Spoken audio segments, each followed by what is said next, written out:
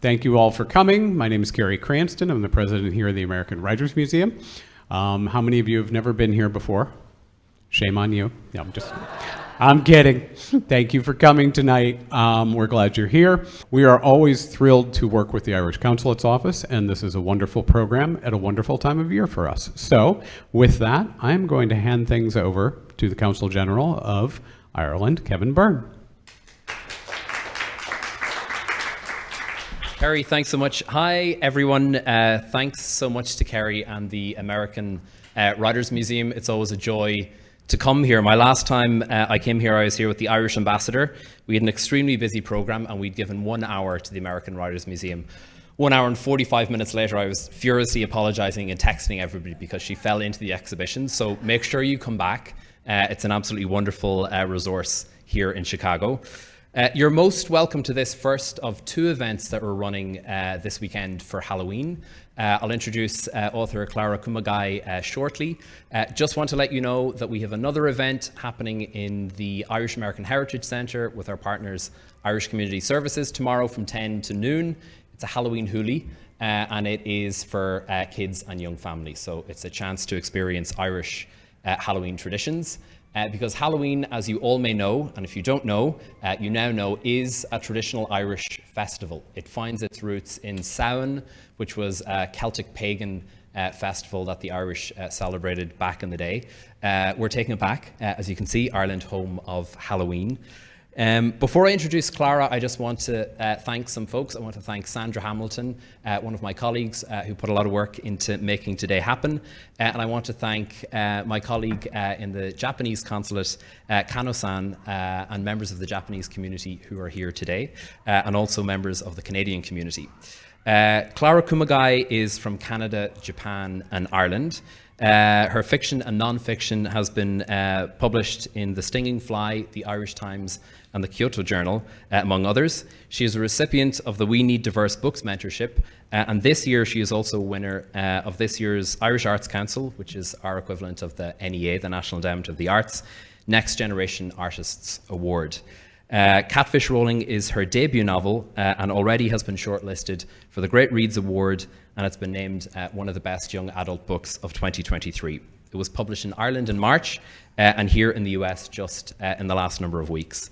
She's currently working on her second book, and she will sign some of her books after her talk.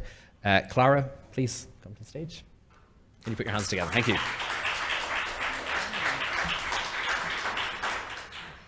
Okay, great. Thank you so much, everybody, for coming here today. Huge thank you to the American Writers Museum for having me, even though my American connection might not be totally clear yet.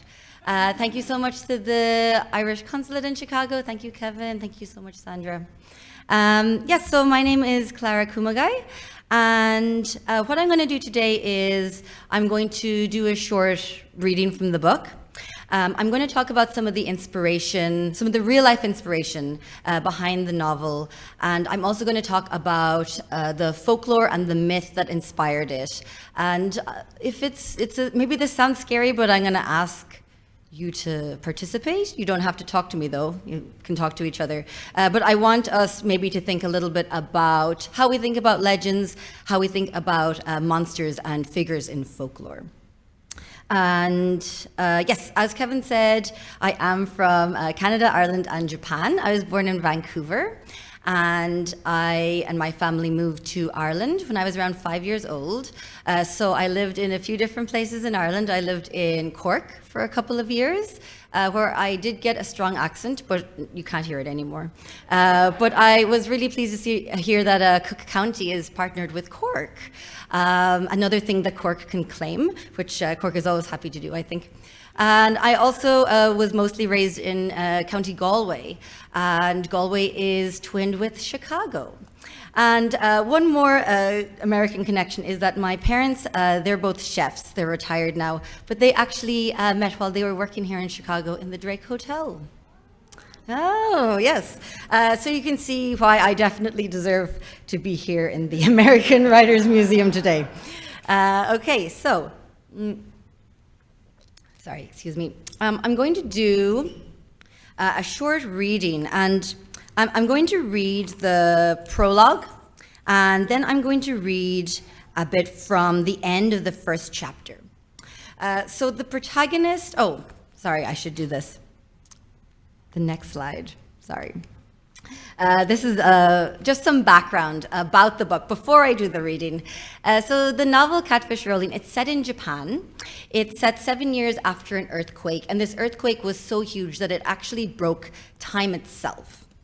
And Sora is the main character of Catfish Rolling. She's Japanese-Canadian, and she lost her mother in the earthquake. Most of the novel takes place 7 years after this earthquake, but there are lots of moments where there are memories and flashbacks as well.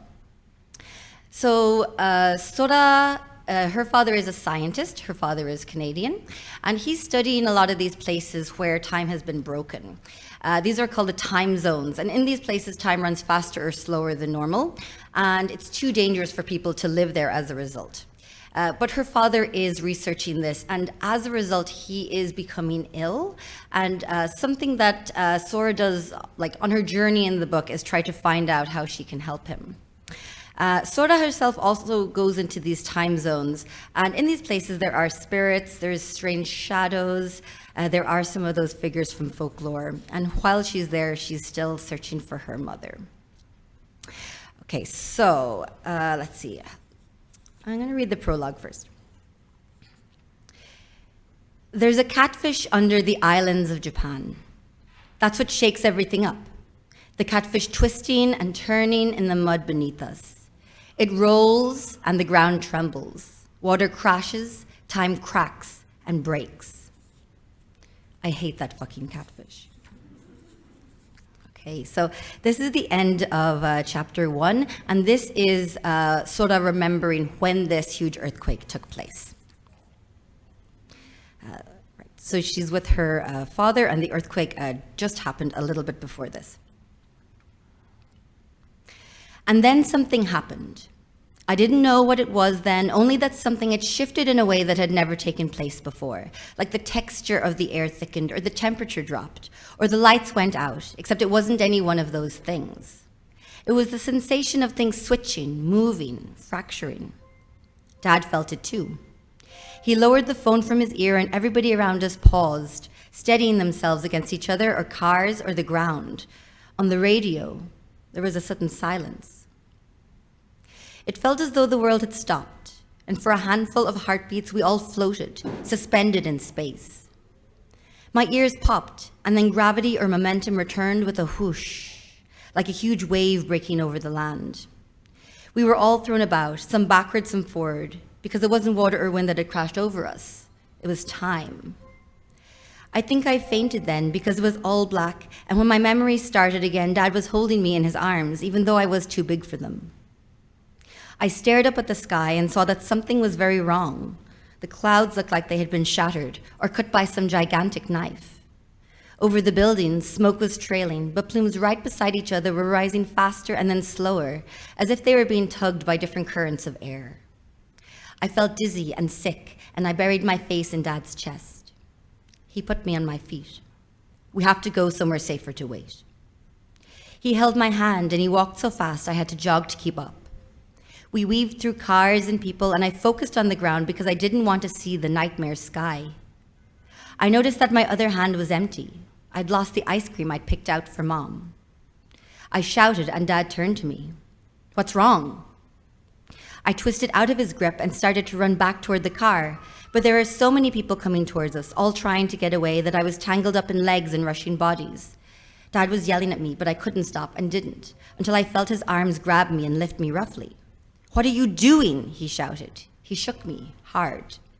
"The ice cream," I said. "It's for Mom. I lost it. It's for her."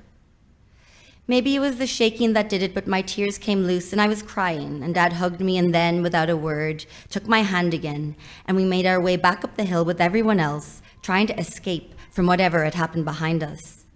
We had been shaken. Our entire world shook. Okay, so I'll stop there. Oh, thank you. Okay, thank you so much. So That's just a little kind of taste of what the book is like. And what I'm going to do first is I'm actually going to talk about the real life inspiration behind this book before I go into the myth and folklore. And that's just because I think it gives good context and I think it's pretty interesting. So part of the book, well, a big part of the book is inspired by the 2011 Great East Japan earthquake. And this was something that I kind of watched in the news at the time, and I was living in Ireland at the time, and it was really frightening to watch this, watch all this footage from the tsunami, from the earthquake, and also some of the fallout from the nuclear disaster as well.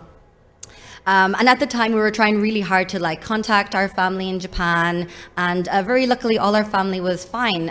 But my uncle was in Sendai at the time, and he said afterwards that he thought this was it. He thought he was going to die, but luckily, he was fine. But of course, a lot of people weren't. And I lived in Japan for 5 years. I actually just moved back to Ireland in March. And while I was there, I did visit lots of places in Tohoku. So Tohoku is the northeast of Japan. And it's made up of different prefectures. And the coastal ones, of course, were the most affected by the earthquake and then, of course, the tsunami. So this is Rikuzen Takata. It's the youth hostel. And basically, they've kept it more or less how it has been since the earthquake and tsunami happened. In the background, you can see a tree, and this is called the miracle pine, because before the tsunami, there was all pine trees in this area. And the tsunami destroyed almost all of them except for this one. So it was called the miracle pine. It was a really important sort of symbol of hope and resilience. And unfortunately, because of the salt water, it did later die, but they've managed to preserve it still. And it was important for me in the writing of this book as well to kind of visit a lot of these places. This is the Kesenuma City Memorial Museum, and this was a school. They've sort of turned it into a museum. Now, very fortunately, everybody in the school made it out okay. But you can see this is a lot of the debris from the tsunami. And the scale might be a little hard to tell here, but that's like the third floor. The top of that car there is around the third floor of the building. And actually, if you go into this museum, there's another car inside the school that's on the fourth floor that was washed there by the tsunami. And a lot of people think of the earthquake as being, I guess, like the big thing that happened, but it was actually the tsunami that claimed more lives afterwards. And this is the Iwate Tsunami Memorial Museum. This is actually in Rikuzen Takata, and they have a memorial there, which is, very beautiful. And the thing about Tohoku is that it is a really beautiful place. The coastline is gorgeous. I found the people there really friendly and kind, and there really is a huge spirit of resilience there from people who have lived there for generations and continue to live there after the tsunami and the earthquake. So this is what inspired the earthquake of the book. Something that you probably noticed that I explained as well was the element of time in the novel as well. And the time part is kind of the magical realist part, or as I've been calling it, magical science, because there is sort of scientific method and physics involved, but I'm not really good at that, so the magic part comes into the things I couldn't really understand or explain myself. But something that is really quite arresting is there's quite a few different examples of clocks around the Tohoku region. The tsunami hit the land, I think it was 3:42 or something. So a lot of the clocks have been stopped. You can see here. This is also in Kesenuma. This is a museum, the Rias Art Museum. So you can see, depending on where people were, the clocks are kind of stopped at different times. But this was a really interesting and moving part of the time inspiration that came into the novel. And the earthquake that struck in March 2011 was the biggest one ever recorded in Japan. And it was actually so big that it tilted our whole planet on its axis. After this, the Earth spun faster, and it made our year shorter by about 1.8 microseconds. So this is it's a tiny, tiny amount, but the earthquake itself, changed our planet and changed how time passes for us. And when I learned that first, it really felt like science fiction, but it's just science. It is just science. But that really made the idea of time in this novel something tangible, something real, and then that helped it kind of become connected to the earth and to the land. These two photos were taken in Futaba, which is a town in Fukushima Prefecture. And you probably are familiar with the place, Fukushima, because of the nuclear disaster that happened as a result of the earthquake and tsunami. Something I like to point out about this is that I don't really like calling it the Fukushima disaster because this is a whole prefecture, a place where lots of people still live. The nuclear plant is a TEPCO nuclear plant, and that was where the disaster happened. Of course, the places near there were evacuated. So these two photos were taken in some of the evacuated areas. And that's where you can see time sort of stopped there as well in a different way. The exclusion areas have been empty since 2011, even though in some places people are able to move back. But this was another instance of where I saw time in a really kind of uncanny way. So this was someone's house, and this is inside, but you can see there's like moss growing up. I think that was tatami before. And you can kind of see nature taking over. There's ferns growing in there. There's whole buildings that are just being overgrown with vegetation. This was, I think, well, actually, I'm not sure what this was. For some reason, I feel like this used to be a parking lot. But you can see there's a lot of sand. But the tracks, if you can see them, are made by boar. And while we were in this town, there was an announcement over the tannoy system, and they were like, "Watch out! There's a bear in the area." But we didn't see the bear. It was okay. But this was sort of the uncannily beautiful thing about these areas, is that nature returned in this really vigorous and beautiful and lush way. So when I was there, that really felt like time had speeded up almost. But sometimes you could see clothes hanging up in windows, like shirts were ready to be worn the next day. And when you see those little snapshots, it felt to me like time had stopped or time had paused. So a lot of the exclusion areas kind of provided this inspiration for the time zones in the novel where time is running faster or slower. Okay. So that's all the real background for the novel. And all that stuff is pretty interesting, right? And it's all fact. Like I said, it is science. So you might wonder, why did I need to bring in the myth and folklore? Well, one reason is I really like it. And this is where I feel like a lot of the Irishness influenced me. And something I've always loved is folklore, myths, fairy tales. And I grew up with lots of these little stories. And the interesting thing is sometimes you would hear these from neighbors or family members, and it would hardly even be a full narrative. It would be like an anecdote, right? And some of the creatures I grew up with, I chose the scarier ones because it is Halloween, and as we've clearly noted, Halloween is Irish. One of these is the puka. So I don't know if anyone is familiar with any of these. The puka is really interesting because it takes a lot of different forms. Ireland is not that big, but in Laois it's like a goblin, and in Waterford it's a black goat or something. Traditionally, or most commonly, I think we know it as a sort of devil horse. If you take a ride on its back, it will bring you on this wild ride, maybe to hell, maybe close by. And sometimes it's a trickster, sometimes it's benevolent as well. The Fargurta, this one was one my mother told me. I don't know if anyone's heard of this. This is an extremely terrifying image. My mother once said, I guess I was going through a growth spurt, I was eating a lot, and she said, it's like the Fargurta came on you or came onto you or passed through you or something. Some interesting phrase, and I didn't know what that meant. But the idea of this is like a spirit that's related to the famine. Sometimes it's connected to a piece of grass. And if you walk through this place, it's like the spirit of hunger, right, takes you over. And of course, the Banshee, a really famous one.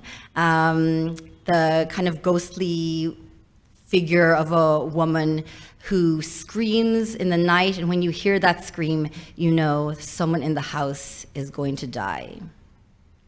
So I grew up with, I guess as I look at these, really quite terrifying figures. But this really inspired a lot of my storytelling.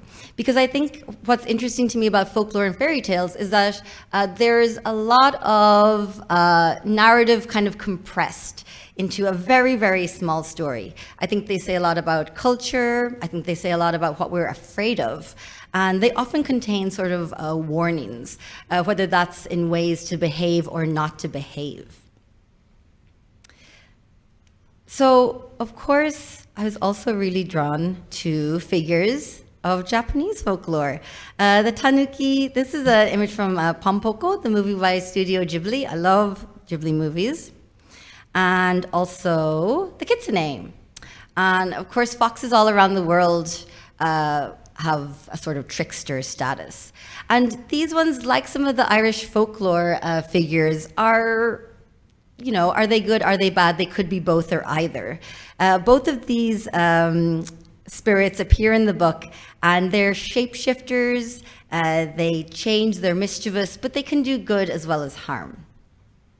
So all of these figures were kind of what influenced a lot of my love of story and storytelling. Okay, so this brings me to the catfish. So the catfish under Japan, this is a pretty old story. The catfish in Japanese is called a namazu. And the story goes that this catfish, you know, is causing all this trouble, causing earthquakes, until a god came down, sometimes called a Kashima. And he came down, he put a big stone on the catfish's head, and he pinned it in place, right, to stop it moving around so much. And in Ibaraki Prefecture, there is a shrine for this god. It's called Kashima Jingu Shrine. And you can see here, this is a statue of the god and the catfish. You can even see the stone. It's about this big. And this really alarmed me when I saw it, because I thought, I don't know if that's really big enough to keep a whole giant catfish down. But it's said that someone, I guess, who thought similar to me, tried to figure out, you know, how deep does this stone go down? And he dug for 7 days and 7 nights, and he did not find the bottom. So it goes down pretty far. Actually, after the earthquake in 2011, a lot of people actually went to this shrine to kind of pray for safety during earthquakes. And I think this is something really interesting in Japan, where often there's very old stories, very old myths and stories of folklore. And quite often you can go to these places and find some marker or some reminder of these stories.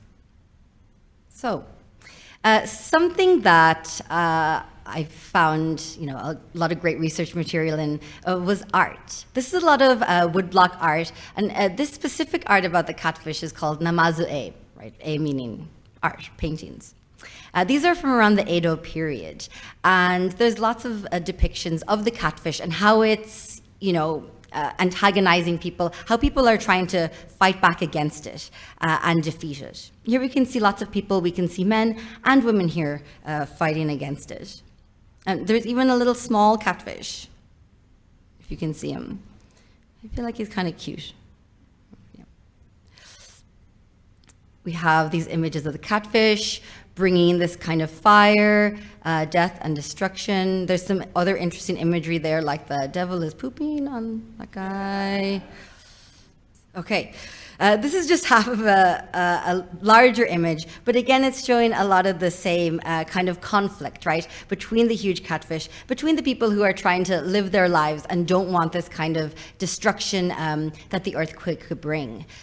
It's also good to note that around the Edo period, and really up until the 20s in Japan, if there was an earthquake, a lot of the buildings were wooden and would cause a lot of fires. So when I was learning about the catfish in this way, I really saw the catfish as a figure that could cause a lot of destruction. Certainly one that had many more negative aspects than positive ones. It also really made sense to me, this story of the catfish, because when I was in Japan and I felt an earthquake for the first time, well, first of all, I thought it was a ghost in my bed. But then when I realized what it was, it made me really feel and understand that the earth is alive, right? The idea that the earth could be living or moved by some living thing really made sense to me. And I think this is an instance where we see something from folklore as a way of trying to explain or understand the world around us. So yeah, the catfish really made sense to me. Okay, so what I'm gonna do is, this is the participation part. Again, because it's Halloween, we've got a spooky time of year, I'm talking a lot about tricksters and monsters. I want you to think about this as well. And I'm always really interested in what other people find scary. I'm always really intrigued to know, what stories were you told when you were growing up? What were you afraid of? I mean, that kind of sounds quite bad of me, actually, but I guess I'm interested in these stories and narratives. I'd like you to think of any kind of monster that scares you or used to scare you. If it still scares you, that's okay, and I really understand. But I'd like you to think about what makes this monster frightening, and importantly, what can it do? Okay, so if it's okay, I'm gonna ask you to think about this, and if you wanna talk to the person beside you, if you too are curious about the things that scare other people, it would be great if you could do that. And I'm gonna give you a few minutes to think and talk about that. Okay, hello. Everyone seems to be having a really good chat.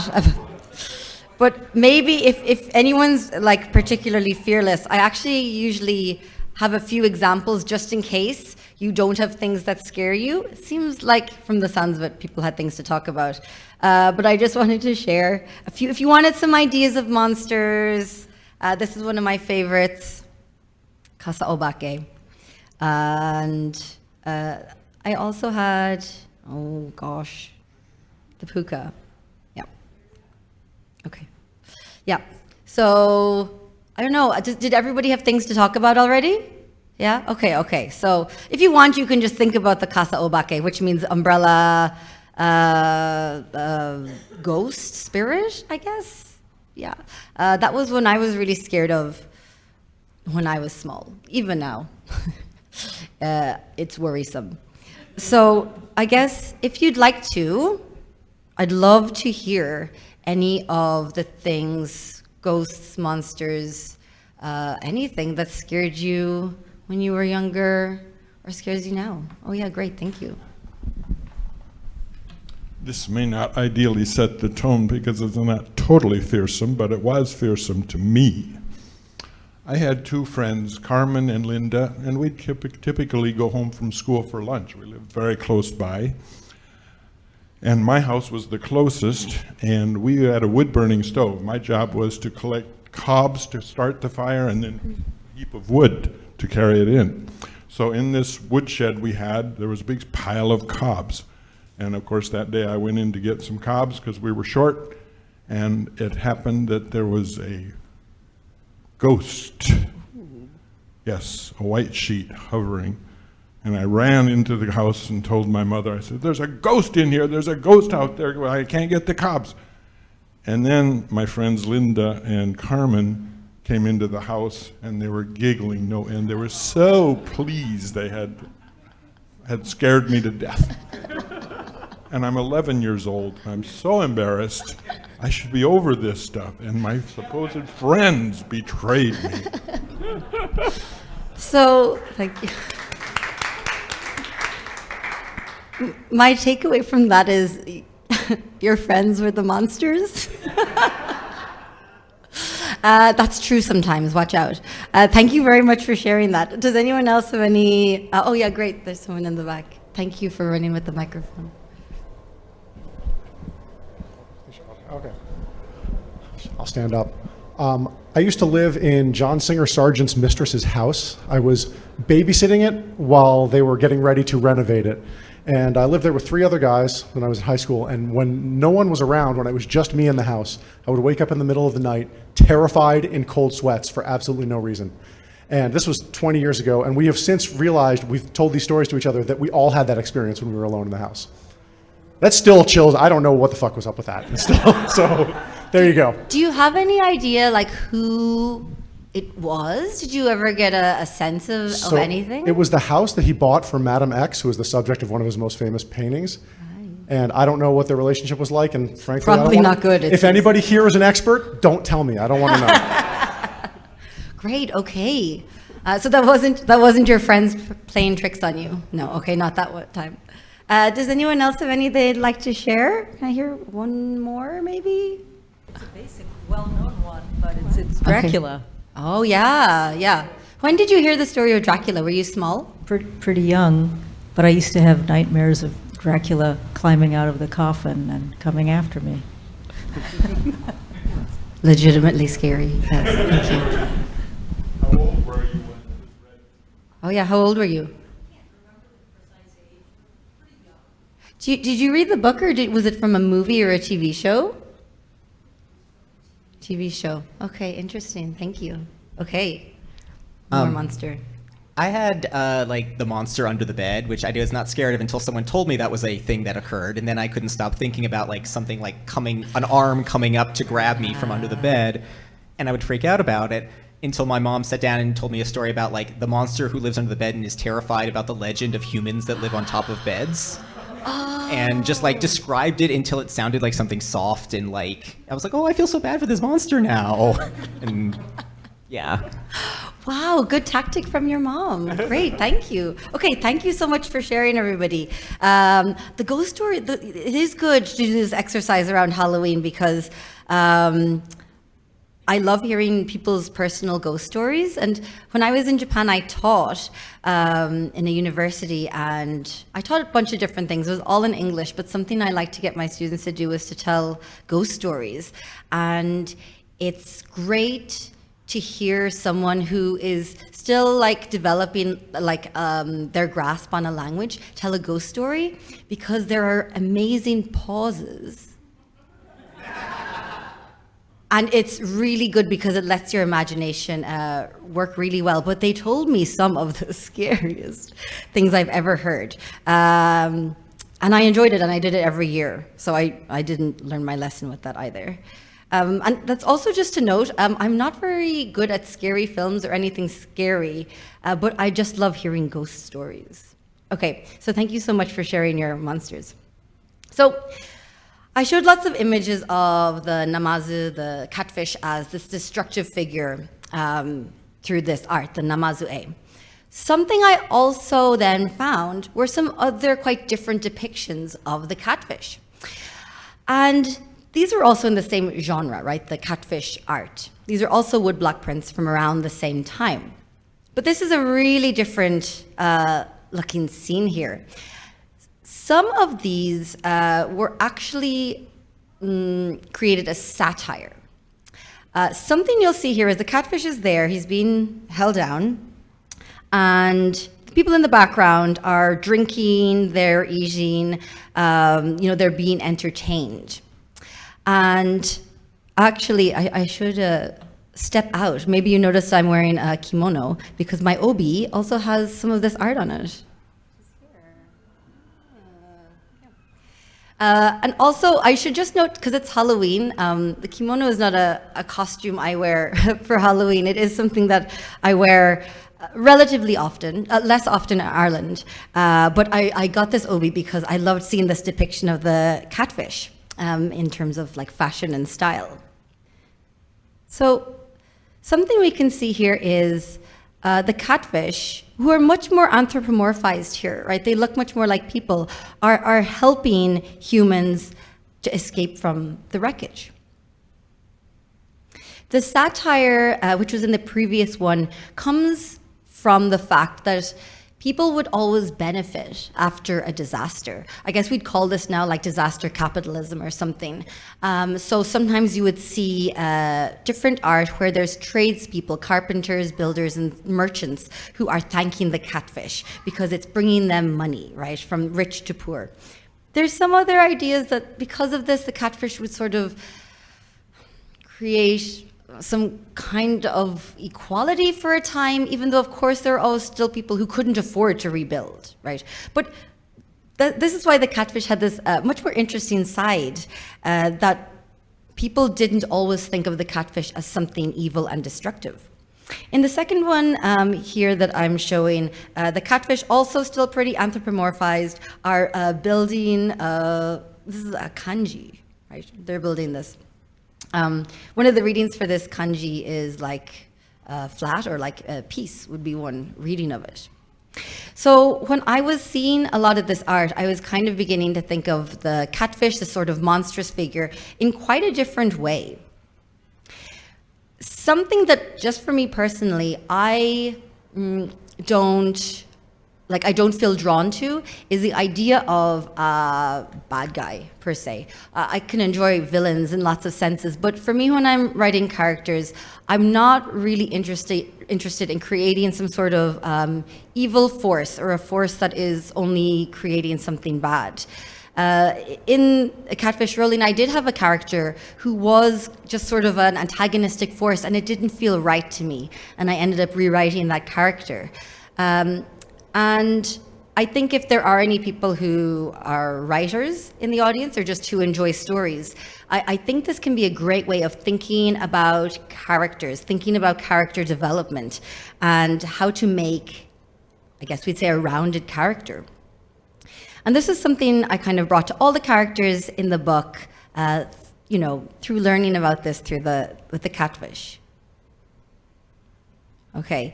And also the other thing is, in Japan, now, the catfish is still used as this symbol. And a lot of the depictions we see now are, again, not that negative. This sign confused me for a long time because I thought the catfish looked so friendly. It meant you should go down this road. I know it's written in Japanese and in English, but I was like, he seems so welcoming.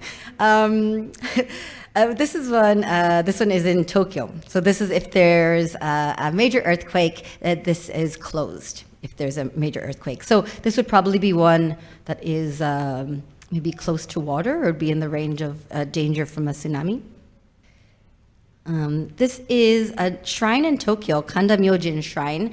And this is, it's an omamori. It's like an amulet, like a charm that you can buy at temples or shrines that have different blessings or are protections or so on.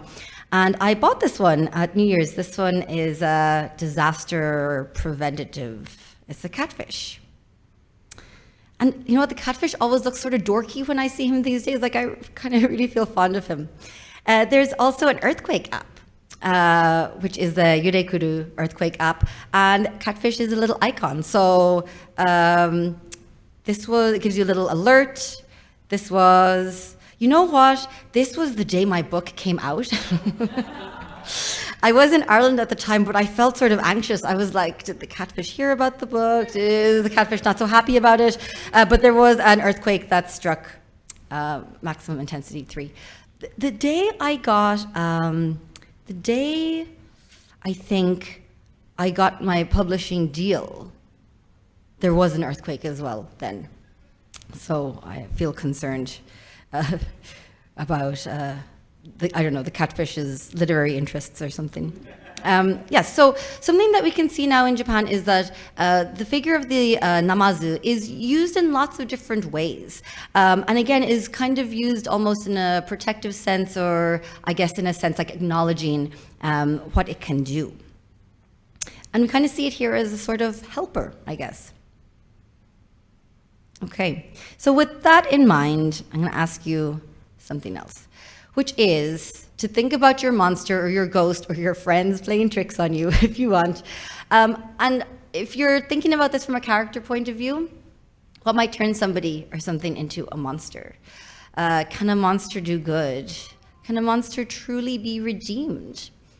I think something we see in maybe movies is a bad character who does something honorable and then dies, right? That's something that I kind of associate with maybe more like superhero movies or like Star Wars or something. And I think that can be good to make you think about a bad guy differently. But I always think it would be way harder if like Darth Vader had to like sit down and be like, hey, I did some bad stuff, but I'd really like to rebuild our relationship. Like that's way harder. And I know it's probably not as interesting for a movie, but I guess that's what I'm thinking, like can a monster actually be redeemed and how do you do it? Like can your future actions really make up for things you've done in the past? So again, I'd like you to think about these monsters or figures or stories that you already talked about. And I guess I'm kind of giving you a writing exercise, I suppose, which is to think about those monsters. Have you thought about the stories behind them and what you think might have made them that way? So yes, maybe you can talk to the people beside you again. Yeah, this is all backstory, I guess. So I'll give you a few minutes to talk about that. Thank you. Okay, hello again. All right.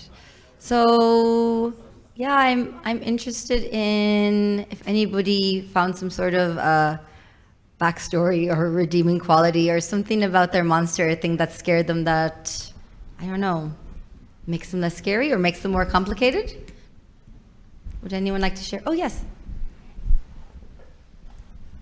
So when we think about the Banshee, Oh, yeah. and we think about how society treats older women, and the question that we've been talking about a lot at home, my son's so excited I'm talking about this, is not like, what's the matter with you? It's what happened to you. And so I think the Banshee is potentially kind of this collective figure of mistreating older women and how people always know when that's happening, and so there's that kind of gut feeling of like this might backfire. This population, this archetype might come back for a pound of flesh. So like we're scared of them because we know that we haven't treated them well. And so for the Banshee, that's what I was thinking. Yeah, that's great. And I think that's really interesting that that's then the story of the Banshee is so tied to mortality, right, as well, and like death and what that means. That's great. Thank you so much. Anybody else? Any other complicated monsters? I find like also this is a good trick if you do have anything that still scares you. This is actually, sorry, I'm not sure, a blue shirt person, that your mom did this actually. You should tell her that it's a great writing exercise. Oh, is she? Did she ever write about monsters or anything? Oh, really? Okay, cool. Yeah, tell her that's a good one. Yeah. Okay. Right. Well, thank you so much. I'm going to, because of time, move on. And what I'm moving on to is Q&A time. Yeah. So I don't mind if you have any questions, you can ask me about the writing process or research or storytelling or anything else that you want to know. Please feel free to ask me. I think we got some time for that. Hello, thank you, Mr. Cranston. Hello. I'm greetings from Canada. Yes. Hi, Canada. Well, I'm American and Canadian. I'm also, my mother's Irish. She's from County Clare. Really? Yes. Sorry, I believe you. No, yeah. I know. Believe it or not. The Black and Irish exist. I had a question about one of the main protagonists in the book, Sora. She's hafu, correct? Yeah. And I was wondering, obviously I can see the inspiration, but how does that play into the greater narrative? And I have one more question after that, Sure. but yes. Yeah, thank you. That's a great question. So, Sora is hafu, which in Japanese would just mean like one of your parents is Japanese and one of your parents is from somewhere else. And Sora's mother is Japanese and her father is Canadian. For me, my father is Japanese and my mother is Irish, so it's opposite. But I think it was important for me to write a character like that because when I was growing up, I didn't see many characters like that, especially in Ireland. My godfather lived in Vancouver, and he worked in library studies, and he had a lot of friends who were children's writers. So any kind of diverse narratives I got actually were coming from like Christmas presents he would send me. But while I was growing up, there was very little diverse representations. If there were any, there wasn't that much written by people who had that identity, and that has a certain kind of damaging effect as well. So it was really important for me to have a character like that leading the book. For the overall narrative, I think something she's doing is trying to figure out her identity. A lot of people who are multiracial or like third culture kids or, like even third generation of immigrants can kind of feel that sort of displacement or trying to figure out where you belong, or maybe you feel fine, but people are always asking you where you're from. And I think even if you don't have that as a teenager, there's a lot of like working things out. So that kind of trying to figure out who you are and your place in the world is like a very rich territory for storytelling, and that's why I like writing for young adults. For the book, it is set in Japan, but it was important for me to have other characters that represented different kinds of Japanese identity. So there is another character who is hafu and black. Her father is African American, and actually, I say her father, but now I can't remember. That's just her backstory. But she is black and Japanese because I have friends who are, and there's a particular kind of disbelief that you can be both of those things. And there's another character who's Zainichi Korean, which is someone who's ethnically Korean but might have lived in Japan their whole lives, but even now are still treated not equal to Japanese citizens. And there's also a character who is Japanese American. She's Sansei. She's third generation Japanese. And I wanted to include that because I know people like that, and because I think there's lots of different Japanese identities that I wanted to show as well.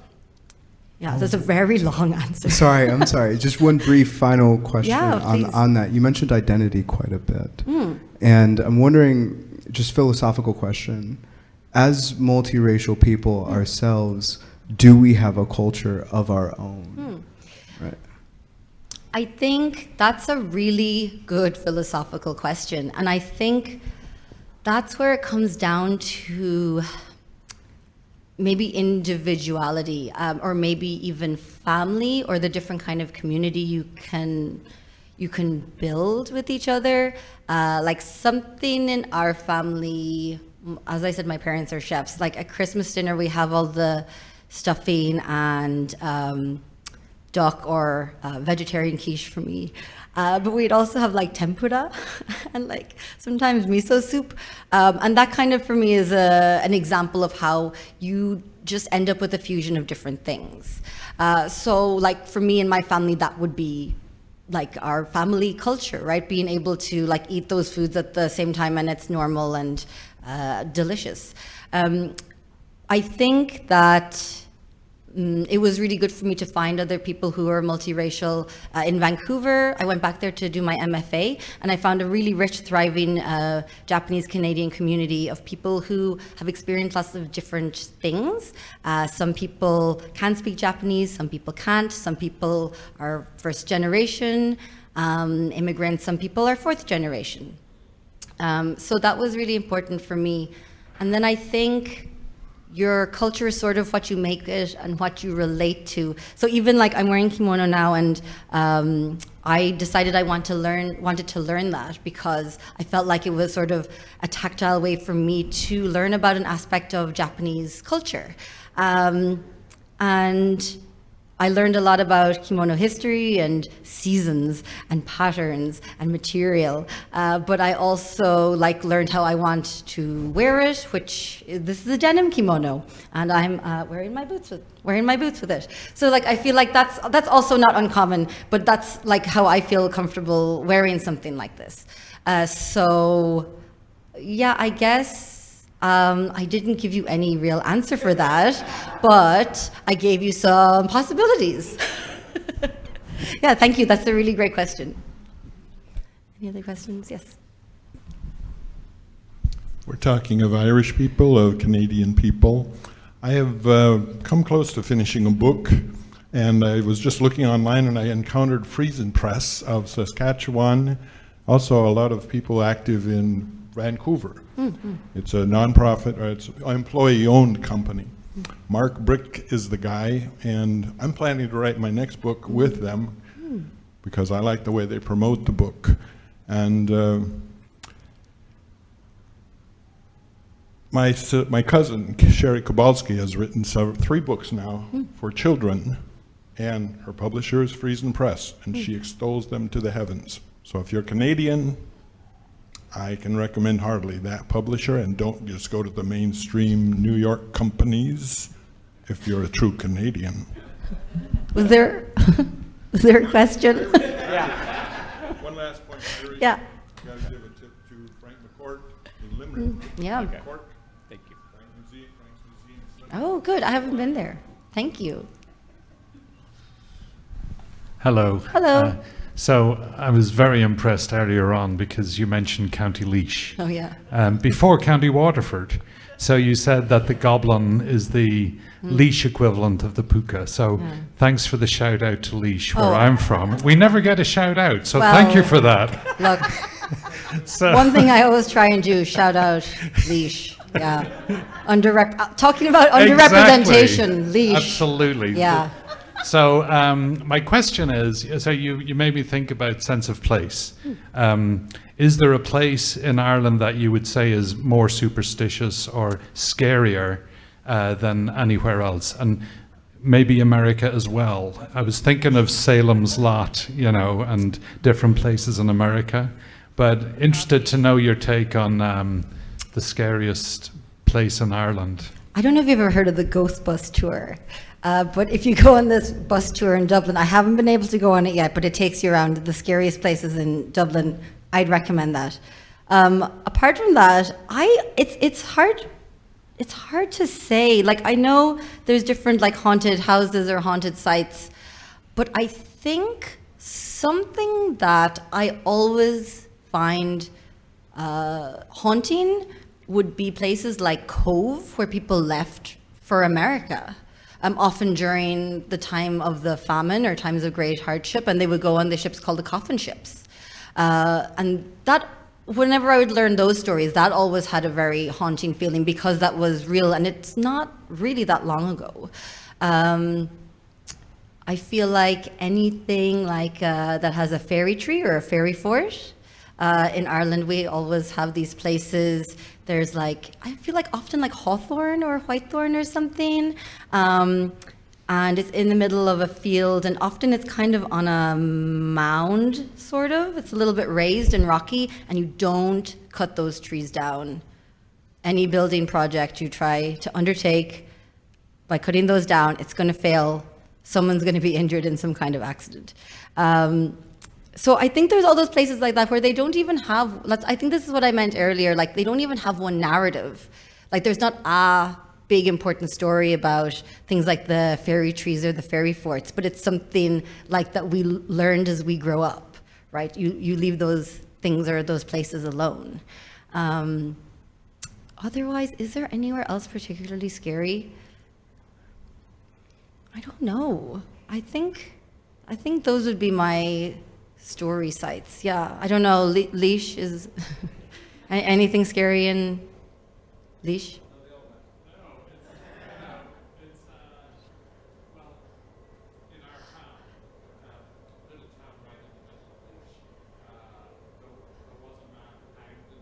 Oh.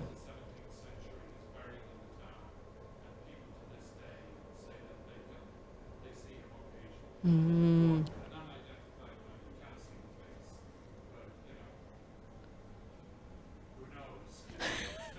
Who knows?